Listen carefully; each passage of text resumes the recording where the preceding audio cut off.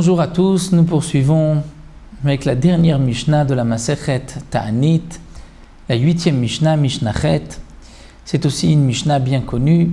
Amar Rabban Shimon Gamliel, Rabban Shimon Gamliel nous dit Lo hayu yamim tovim li Israël, il n'y avait pas de beaux jours de Yom Tov pour les Bnei Israël comme le Chamisha Asar Be'av, le 15 Av et Yom Kippourim.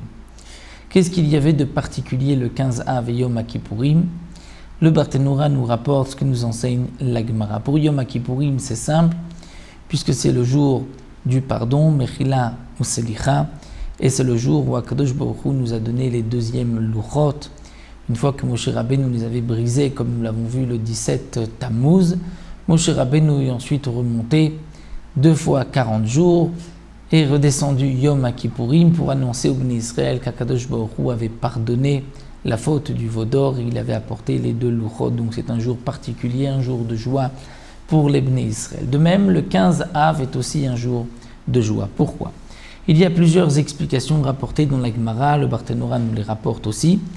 C'est d'abord parce que la dernière année avant de rentrer en Eretz Israël, c'est le 15 Av, où les Bnei Israël, qui devaient mourir dans le désert pendant ces 40 ans à cause de la faute des Miraglim, comme nous l'avons vu, Akadosh Baruch Hu avait décidé, décrété qu'ils ne rentreraient pas en Eretz Israël cette dernière année, ils ont terminé de mourir, donc c'était un jour de joie.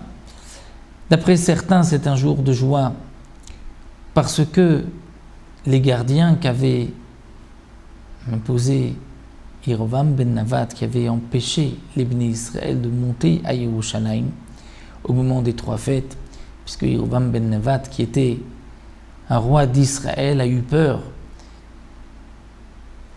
que si les Bnei Israël montaient à Yerushalayim et qu'ils allaient voir le petit-fils de David Amelech assis dans la Hazara, qui était donc le roi de Yehuda, et Yerovam ben Nevat à côté, roi d'Israël, mais qui était debout dans la Hazara, puisque c'est seulement un roi descendant de David qui peut s'asseoir. Yerovam ben Nevat a eu peur que les gens allaient dire c'est l'autre le roi et ce n'est pas lui, et donc c'est pour cela qu'il a empêché les Bnei Israël de monter à Yerushalayim.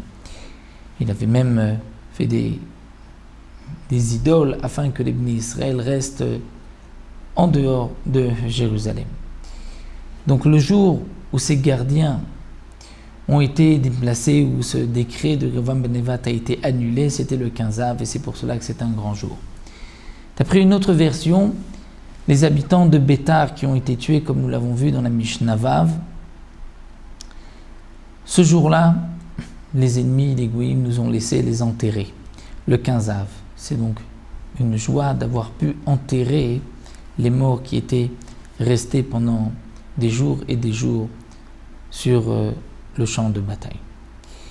C'est aussi le jour où on avait arrêté de couper du bois pour la Ma'aracha, pour le Beth Amikdash, pour l'autel, pour brûler les sacrifices, puisqu'à partir de ce moment-là, le soleil n'a plus la même force et le bois ne peut pas sécher de la même manière. Et quelle est la simcha d'arrêter de couper du bois? C'est comme la Gemara nous dit, puisque ceux qui coupaient du bois ont pu ensuite se donner un peu plus à l'étude de la Torah. Donc il n'y avait pas, nous dira Rabban Gamliel, de plus beau jour pour les Bnei Israël, pour le Klal Israël, comme le 15 Av et Yom Kippourim.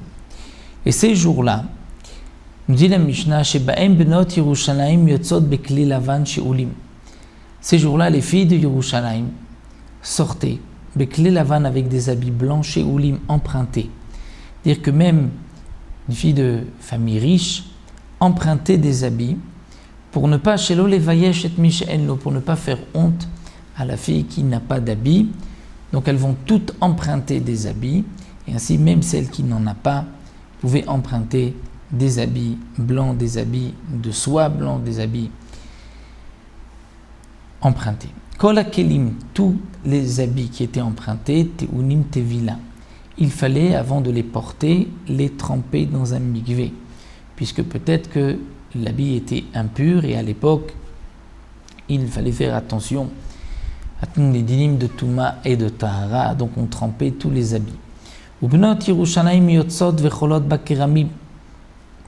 Et les filles de Yerushalayim sortaient et dansaient dans les vergers. Ume ayu omrot. Et qu'est-ce qu'elles disaient? Bachou, des jeunes garçons. Donc c'était des filles célibataires. Elles disaient Bachour, sana enecha ure. Lève tes yeux et regarde. Mata borer lach. Qu'est-ce que tu choisis? Al titen enecha banoy. Ne regarde pas la beauté. Ten enecha bamishpacha. Regarde la famille. C'est vrai que la Gemara explique que les filles qui étaient particulièrement belles disaient Enaïcha ila leyofi. C'est-à-dire, au contraire, tu dois regarder la beauté. Mais celles qui n'étaient pas belles, alors elles rapportent moins le yirous, la famille. Puisque Enaïcha ila lebanim pour les enfants, mais si les enfants sont miyuchassim, sont de lignée de bonne famille, donc ils seront aussi appréciés. Ten enecha bamishpacha, donc regarde la famille, comme c'est marqué dans le Passouk, dans Mishlei, Sheker Achen, mensonge et la grâce, Veve la yofi, et vanité et la beauté. Isha irat Hashem hititalal, c'est la femme qui a la crainte de Dieu, qui est digne de louange. Veomer, et comme c'est marqué, Tinula miperiadea, ve'allo bashari maaseh, donnez-lui des fruits de ses mains, elle sera louée dans les portes par ses actions, par ce qu'elle a fait. Vechen Omer, comme c'est marqué aussi, Tzena orena benot Tzion bamelech Shlomo, sortez les filles de Tzion. Melech Shlomo, nous allons voir Melech Shlomo, il s'agit d'Akadosh Baruch Hu, qui est Melech Shlomo parce que le Shalom lui appartient, Shlomo Melechon Shalom. Ba'atara sheitera lo imo, de la couronne que sa mère lui a préparée, sa mère c'est Knesset Israël, biyom chatunato, biyom simchat libo, le jour de son mariage et le jour joie de son cœur. De quoi il s'agit? Biyom chatunato zo matan Torah, c'est le jour de Matan Torah, c'est Yom Kippourim, où les deuxièmes luchot ont été donnés. Ubiyom simchat libo, c'est la construction Zebinan Bet Hamikdash, la construction du Bet Hamikdash, qui a été aussi inaugurée à Yom Kippourim, Shibane Bimehira Biyamen Moamen, et qu'il soit reconstruit rapidement de nos jours. Donc là, la Mishnah termine avec une idée Haggadah, de Haggadah, et un espoir que le Bet Hamikdash soit reconstruit très prochainement. Bimera Biyamenu Amen.